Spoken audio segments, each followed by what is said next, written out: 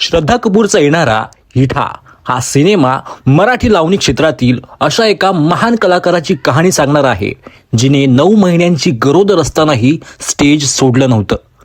9 महिन्यांची गरोदर प्रसूती काळात सुरू झाल्या तरीही ती स्टेजवर नाचत राहिली.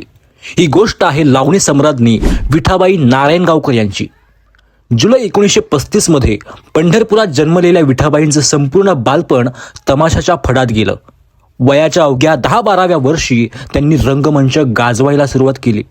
पण त्यांच्या आयुष्यातला सर्वात थरारक प्रसंग आजही लोक विसरू शकलेले नाहीत. 9 महिन्यांच्या गरोदर असताना त्या रक्तात न्याहाळली कुऱ्हाड हे वगनाट्य सादर करत होत्या. अचानक त्यांना प्रसूती कळा सुरू झाल्या, पण त्यांनी कार्यक्रम थांबवला नाही. कळा असह्य झाल्यावर त्या स्टेजच्या मागच्या तंबूत गेल्या आणि तिथेच त्यांनी एका मुलीला जन्म दिला.